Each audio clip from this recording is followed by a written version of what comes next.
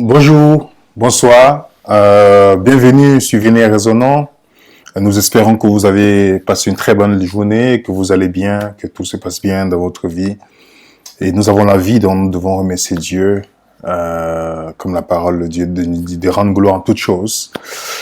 Aujourd'hui, nous allons aborder un sujet qui fait partie des questions que nous avons reçues.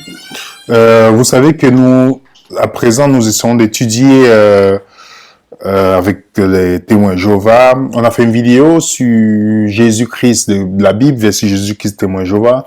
Vous êtes nombreux à nous avoir posé des questions avec tant de choses que vous posez les questions encore pour ceux qui étudient avec les témoins Jéhovah.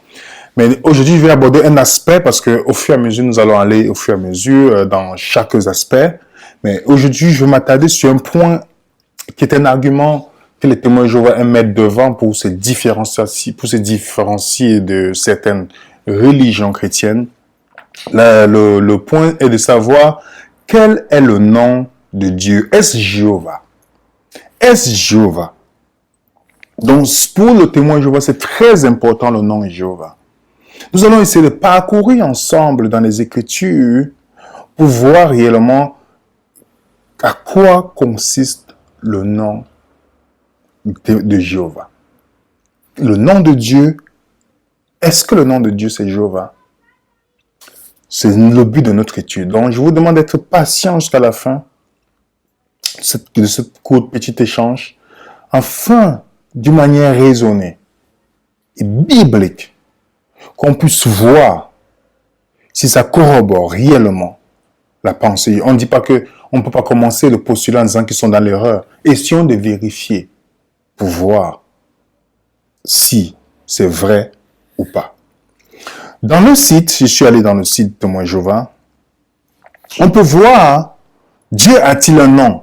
Il y a toute une étude qui est donnée. Et j'ai un peu essayé de prendre un peu plus près. On voit que puisque tous les humains ont un nom, voilà la logique, il est logique que Dieu en ait un en lui aussi.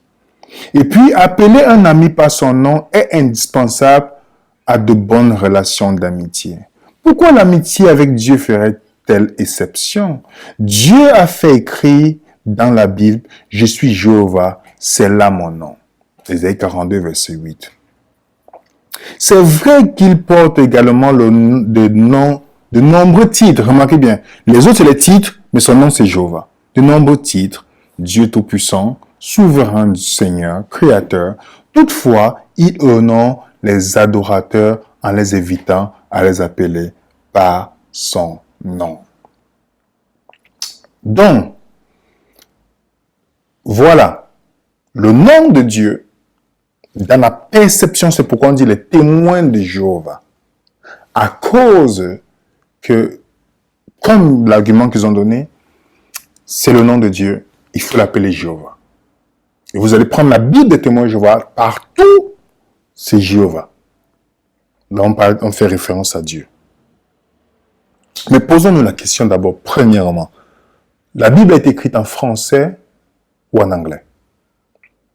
Nous savons que l'Ancien Testament est écrit en hébreu avec l'araméen et le Nouveau Testament a été écrit en grec. On est clair là-dessus. Ok.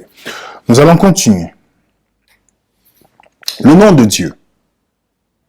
Dans Exode 33, versets 13 à 14, on voit Moïse discute avec Dieu. Moïse dit à Dieu, « J'irai donc vers les enfants d'Israël. Je leur dirai, le Dieu de vos pères m'envoie vers vous. Mais s'ils me demandent, quel est son nom, que leur répondrai-je? » Dieu dit à Moïse, « Je suis celui qui suis. » Il dit aussi, tu diras ainsi aux enfants d'Israël, celui qui s'appelle Je suis m'a envoyé vers vous. Voilà ce que Dieu dit. Il ne dit pas Jéhovah ici. On est d'accord là-dessus. Il ne dit pas Jéhovah, mais il parle de Je suis. Donc son nom aussi c'est Je suis d'après ce que je vois. On va voir. Exode 6, verset 2 à 3. Dieu parle encore à Moïse et lui dit, je suis l'Éternel, donc Jéhovah. Je suis apparu à Abraham, à Isaac, à Jacob, comme le Dieu, comment? Tout-puissant El Shaddai. Mais je n'ai pas été connu de sous mon nom. Qu'est-ce que d'abord le nom dans la Bible? Est-ce que le nom c'est un titre ou ça fait référence à autre chose? Parce que dans notre perception, dans la vie postmoderne dans laquelle nous vivons, ou dans notre perception mondaine aujourd'hui, nous avons l'impression que le nom c'est juste un titre ou un label qu'on donne à quelqu'un. Quand on va accoucher un enfant, on va dire il s'appelle Jonathan, Brandon, tous ces noms-là. Mais est-ce que dans la Bible, on donnait un nom au hasard, ou le nom signifiait quelque chose? On va prendre quelques exemples ensemble. Par exemple, dans Exode 33, verset 17 à 19, on voit l'Éternel dit à, si peut-être la Bible des témoins Jéhovah, c'est Jéhovah dit à Moïse, « Je ferai ce que tu me demandes, car tu as trouvé grâce à mes yeux. Je te connais par ton nom. » Moïse dit, « Fais-moi voir ta gloire. » L'Éternel répondit, « Je ferai passer devant toi toute ma bonté, et je proclamerai devant toi le nom de l'Éternel. » Donc, il va faire passer sa bonté, il va proclamer le nom de l'Éternel. Et vous savez que Dieu a fait passer son nom, on va voir dans Exode 34, verset 58. L'Éternel descendit dans une nuée et se tint auprès de lui et proclama le nom de l'Éternel. Remarquez bien, et proclama le nom de l'Éternel. L'Éternel passa devant lui et il s'écria. Voilà, il s'écrit maintenant. Éternel, Éternel, Dieu miséricordieux, compatissant, lent à la colère, riche en bonté et en fidélité, qui conserve son amour jusqu'à 1000 générations et qui pardonne l'iniquité, la rébellion et le péché, mais qui ne tient point le coupable pour innocent et qui punit l'iniquité des pères sur les enfants et sur les enfants des enfants jusqu'à la 3e, à la 4e génération. Aussitôt Moïse s'inclina à terre et se prosterna. Ici, on peut voir que le nom ici, c'est le caractère. Dans la Bible, lorsqu'on parle de nom, il s'agit du caractère de la personne. C'est pour décrire le caractère de quelqu'un. On va voir que quelques exemples d'ailleurs. On peut voir l'exemple avec notre patriarche Abraham. Genèse chapitre 17, verset 5. On lui dit, on ne t'appellerait plus Abraham. Mais ton nom sera comment? Abraham. Car je te rends père d'une multitude. Vous voyez la définition, ça veut dire père d'une multitude, père élevé. On a l'exemple avec Jacob, qui veut dire celui qui prend la place ou le supplanteur, qui supplante. Mais vous savez, dans la lutte de Jacob, dans Genèse 32, verset 27, il dit, quel est ton nom? Il répondit Jacob. Qu'est-ce que Dieu dit dans le verset 28? Il dit encore, ton nom ne sera plus Jacob, donc celui qui a supplanté ton frère, mais tu seras appelé maintenant Israël, car tu as lutté avec Dieu et avec des hommes, et tu as été vainqueur. Donc le nom ici, c'est le caractère. Jacob est quitté de supplanteur à vainqueur. Abraham est quitté de Abraham pour Abraham, parce que le nom est synonyme de caractère. C'est ça que nous devons comprendre, les amis. Maintenant, nous allons aller encore en profondeur. Je voulais seulement qu'on puisse voir ensemble que voilà, quand on parle de nom dans la Bible, c'est synonyme de caractère. Vous allez voir qu'on accouche, c'est toujours par rapport à une expérience. Samson, David, tout ça, c'est selon le caractère. David est bien aimé, on sait que c'est l'homme c'était un homme selon le cœur de Dieu aussi. Vous savez ça? Donc, le nom, c'est le caractère. Et l'exemple de la Bible nous montre que ça n'a rien à voir avec notre perception occidentale, mais toujours de se poser la question, comment on percevait le nom dans cet endroit. Maintenant, on va continuer. On va voir maintenant quelques noms de Dieu dans la Bible. On a d'abord le premier nom qui est El Shaddai. El Shaddai, qui est traduit par tout-puissant. et qui provient de... Il est souvent utilisé El, donc Dieu, El Shaddai. Un composé de El Shaddai, Dieu Tout-Puissant. Il apparaît d'abord dans Genèse chapitre 17. Lorsqu'Abraham fut âgé, on dit Abraham était âgé, et Dieu lui dit, je suis le Dieu Tout-Puissant. Marche devant ma face et sois intègre. Donc parmi les deux noms de Dieu trouvés dans ce verset, il y a deux noms. Il y a El Shaddai, il y a l'Éternel, Jéhovah. Mais dans la Bible de témoin Jéhovah, on ne trouve pas El Shaddai, on trouve seulement ce nom-là. Il dit, je vais vous montrer quelques exemples tout à l'heure. Il apparaît que l'Éternel était connu sur plutôt le nom de patriarche. On dit El Shaddai. Dans Exode 6, verset 3, je suis apparu à Abraham, à Isaac, à Jacob, comme le Dieu Tout-Puissant, El Shaddai. Mais je n'ai pas été connu sous mon nom, l'Éternel, Jéhovah. Maintenant, il y a un autre nom, qui est le nom Je suis. Ce nom qu'on retrouve dans Exode 33, j'ai mis la note pour ceux qui vont avoir le document. Vous voyez que ce nom, quand Moïse dit, qu'est-ce que je veux leur dire? Il dit, va leur dire je suis.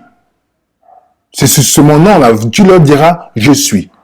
Donc, self-existent, donc quelqu'un qui est autonome, dont sa vie ne dépend pas d'une autre personne.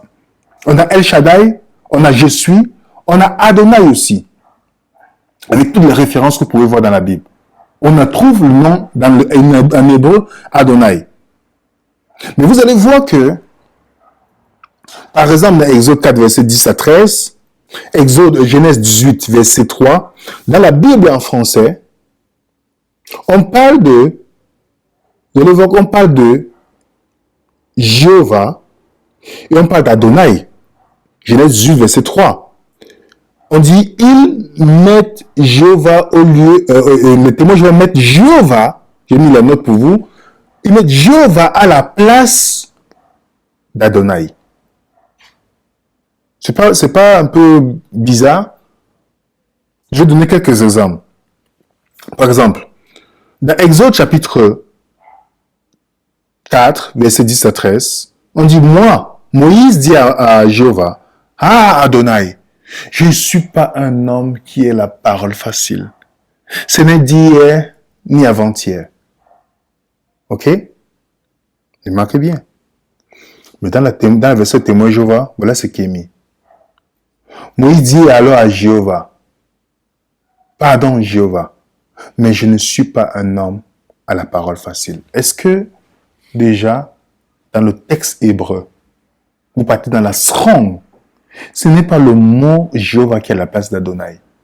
Mais le témoin Jéhovah, on a levé cela pour mettre un autre nom. Vous voyez déjà ici, ça pousse à... Pourquoi ne pas traduire comme le texte hébreu le dit? Pourquoi enlever Adonai pour mettre Jéhovah? Nous allons continuer. Donc, on a encore quelques exemples. Parce que certains témoins pensent que quand on dit appelez par mon nom, ça veut dire seulement comme un nom label. On va voir quelques exemples, par exemple, dans la Bible, où on voit, par exemple, dans Ésaïe 43, verset 3 à 7, car je suis Jéhovah ton Dieu, le Saint d'Israël. J'ai pris la version témoin Jéhovah ton Seigneur. J'ai donné l'Égypte pour rançon, en rançon pour toi. Tous ceux qui sont appelés de mon nom, que j'ai créé pour ma gloire, j'ai formé ou que j'ai fait. Jérémie 14, verset 9. Pourquoi deviens-tu comme un homme frappé de stupeur, comme un homme fort, qui est incapable de sauver? Pourtant, toi, tu es au milieu de nous. Ô Jéhovah, c'est sur nous qui a été invoqué ton nom, ne nous délaisse pas. Donc, appeler par mon nom, l'expression dans la Bible, appeler par mon nom, ne signifie pas qu'une personne. Mais on voit aussi que ça signifie aussi un peuple. Vous allez partir dans l'histoire de Salomon, il dit, c'est ce temple qui a mon nom. Donc ça peut signifier aussi un bâtiment. Vous voyez? Et beaucoup de nos frères témoins Jéhovah ne savent pas que ici, quand on parle, Dieu dit, appelé par mon nom, il fait référence ici à ceux qui marchent selon sa volonté. On va aussi voir un autre exemple où on a Jérémie 34, verset 15, il dit, « Et vous, vous revenez aujourd'hui, vous faites ce qui est droit à mes yeux, en proclamant la liberté, chacun à son compagnon. Vous concluez une alliance devant moi. » Ça, c'est la version témoin Jéhovah. « Dans la maison sur laquelle a été invoqué mon nom. » Dans la maison à laquelle a été invoqué mon nom. On voit que le nom aussi peut aussi aller, c'est pas seulement le nom de Dieu, ça peut aussi aller du bâtiment où le nom de Dieu est invoqué. Donc, quel est ce nom de Dieu invoqué? Le nom de Dieu invoqué ici, comme je l'ai mentionné tout à l'heure, c'est quand on dit Dieu, ceux qui marchent appelés par mon nom, qui marchent selon mon nom, il s'agit des gens qui font la volonté de Dieu aussi. Parce qu'il y a une chose qui est intéressante. Parce qu'on peut voir le nom de Jésus, par exemple. Le Nouveau Testament est écrit en grec. Dans tous ces passages que vous voyez sur l'écran, vous pouvez lire où on fait référence au nom de Jésus-Christ. Lorsqu'on dit le nom divin dans la Bible, avec les témoins Jéhovah, vous devez leur poser d'abord la question, la Bible est écrite en quelle langue? Grec, Nouveau Testament et l'Ancien Testament en hébreu. Et vous allez voir que ça va mettre les choses à leur place lorsque vous allez discuter avec eux. Par exemple, Philippiens chapitre 2, le verset 9 à 10. On voit dans la lui seconde qui dit, « C'est pourquoi aussi Dieu l'a souverainement élevé et lui a donné le nom qui est au-dessus de tout nom, afin qu'au nom de Jésus, tout genou fléchisse dans les cieux, sur la terre. » Remarquez bien, au nom de Jésus, tous les genoux fléchissent. Il lui a donné un nom au-dessus de tous les noms. Mais dans la version témoin Jéhovah, voilà ce qu'ils ont mis. C'est pourquoi aussi Dieu l'a élevé une position supérieure. Il lui a donné le nom, lui a donné volontiers le nom qui est au-dessus de tout. Et mes amis, autre nom, c'est que vous ne trouvez pas dans le texte original, le autre que vous voyez encadré. Afin qu'au nom de Jésus, plie tout genou de ceux qui sont dans le ciel, de ceux qui sont sur la terre, de ceux qui sont sous le sol. Mais déjà, pourquoi le nom au-dessus de tous les noms? Il y a une chose remarquable de voir qu'à aucun endroit dans la Bible, Jésus-Christ ne demande aux gens de prier au nom de Jéhovah. Même quand il s'est adressé à son Père, il s'est adressé Père. Prenons bien l'exemple. Jésus-Christ qui a connu, dans Jean 1, verset 18, on dit, « Personne n'a jamais vu Dieu, seul le Fils unique qui est dans le sein du Père l'a fait connaître. » Celui Jésus-Christ qui connaît vraiment Dieu. Et quand il vient, il appelle le Dieu, il ne dit pas Adonai, El Shaddai, il dit Père. Quand vous priez, dites notre Père qui est dans les cieux, pas Jéhovah. Pourtant, Jésus-Christ est un proche de Dieu. Jamais il ne dit, quand vous priez, dites Jéhovah qui est dans les cieux. Et déjà, dans le grec, il n'y a aucun nom qui est Jéhovah. Vous allez partir du Nouveau Testament, les témoins Jéhovah, vous allez voir, là il y a Dieu, c'est Jéhovah. Pourtant, Jéhovah, vous savez que c'est un dérivé de l'hébreu. On voit déjà l'intention ici qui n'est pas bonne. Regardez un point. Question à poser. Première question. Si les chrétiens sont persécutés pour l'amour au nom de Jéhovah, parce qu'ils disent que les chrétiens sont persécutés pour ça, pourquoi donc le Christ disait-il aux premiers chrétiens qu'ils seraient persécutés à cause de son nom, au lieu du nom de Jéhovah? On a les textes devant nous. Vous voyez ça? Pourquoi? Jésus dit ça, son nom qu'on sera persécuté au nom de Jéhovah. Deuxième question. Si le nom de Jéhovah est important, alors pourquoi Actes chapitre 4, verset 12 nous dit ceci? On va lire ensemble. Actes chapitre 4, verset 12. Dans la version témoin Jéhovah, voilà ce que ça nous dit. Sachez, vous tous, le peuple, tout le peuple d'Israël, que c'est au nom de Jésus-Christ le Nazaréen que vous avez attaché sur le poteau. C'est la version témoin Jéhovah. Mais que Dieu a relevé d'entre les morts. C'est par celui-ci que cet homme se tint ici devant vous en pleine santé. Celui-ci est la pierre considérée comme rien par vous, les bâtisseurs, qui est devenu la tête de l'angle.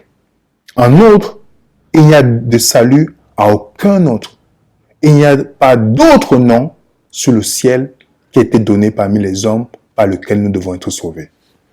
Quand je commence à témoigner, je me dis, mais il n'y a pas d'autre nom qui a été donné dans le ciel par lequel on doit être sauvé.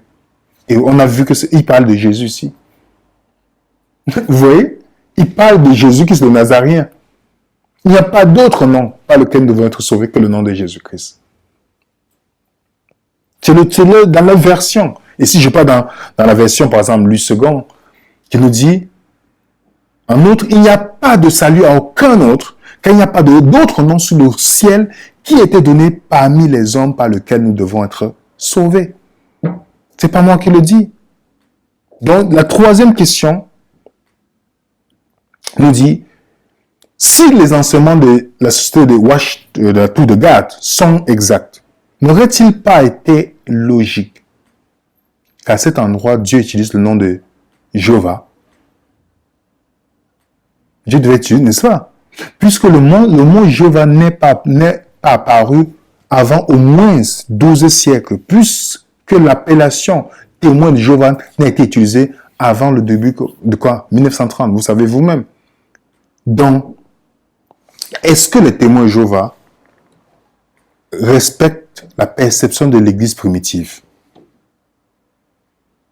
Parce que nous savons clairement que l'Église primitive n'a jamais dit qu'il faut appeler le nom de Dieu Jéhovah.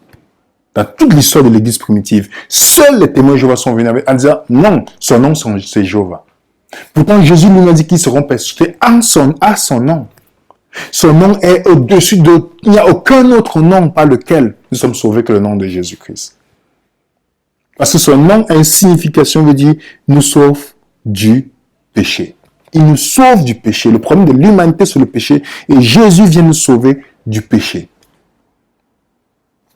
Et on peut continuer dans les questions. Si le nom de Jéhovah est-il important? Si c'est vraiment important, alors pourquoi n'est-il pas utilisé nulle part dans le Nouveau Testament grec? Si les hommes ont fait disparaître Jéhovah, parce que les témoins de Jéhovah disent, oh non, ils ont fait disparaître le nom de Jéhovah. Et pourquoi dans le grec, le nom de Jéhovah n'est pas mentionné? Et c'est seulement dans la Bible témoin de Jéhovah qu'ils ont mis le nom Jéhovah à la place. Alors si les hommes ont changé la Bible pour mettre un autre nom que le nom de Jéhovah, comment peut-on faire confiance à d'autres parties de la Bible? Vous voyez comment l'argument ne tient même pas du tout? Dieu est assez puissant pour préserver sa parole? Oui, Dieu est assez puissant. Personne ne peut changer les paroles de Dieu. Dans le grec, le nom de Dieu, en aucun endroit dans le grec, le mot Jéhovah apparaît. Vous regardez dans l'histoire, aucun endroit. C'était le mot Kyrios pour parler de Jésus, de Seigneur, ou de Lord, ou Seigneur, mais jamais le nom Jéhovah n'a été utilisé. Théos, oui, il y a le nom Théos dedans, mais jamais le nom de Jéhovah. Pourquoi, mes amis témoins Jéhovah? Pourquoi met-il cela? Et beaucoup de témoins Jéhovah ne se remettent même pas en question de ce point. Comment peuvent-ils dire que le nom de Dieu c'est Jéhovah? J'ai mis quelques références ici, là. Vous allez vous-même voir que plusieurs références dans la Bible. C'est le mot Kyrios, Seigneur, pas Jéhovah. Plus de 20 fois dans le Nouveau Testament, on voit toutes les références. Jamais il y a le nom Jéhovah qui apparaît. Comment les témoins de Jéhovah peuvent-ils dire qu'ils sont considérés comme une communauté chrétienne qui fonctionne avec la Bible, si déjà ils ont pu changer ce petit détail? Nous savons que dans la Bible, le nom c'est synonyme du caractère. Ça, c'est très important. Le nom, c'est synonyme de caractère.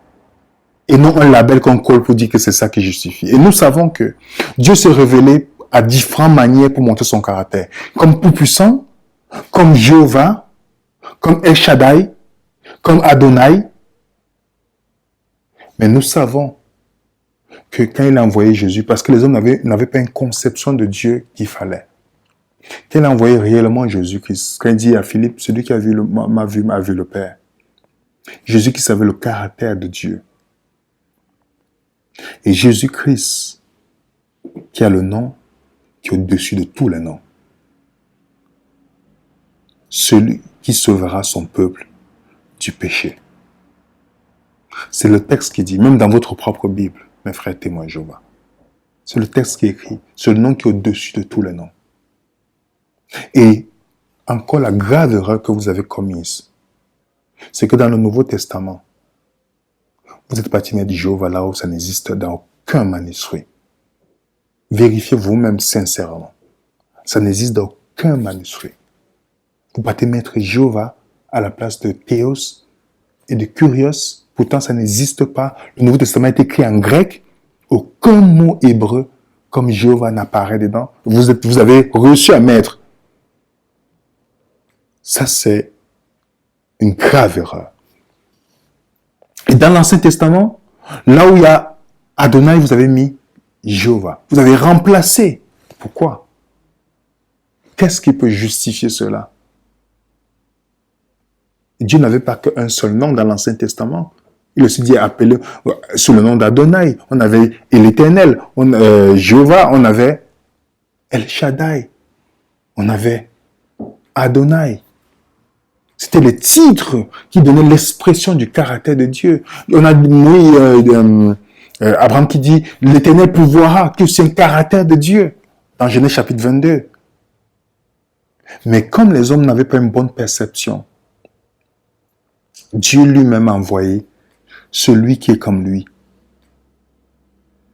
dans son caractère.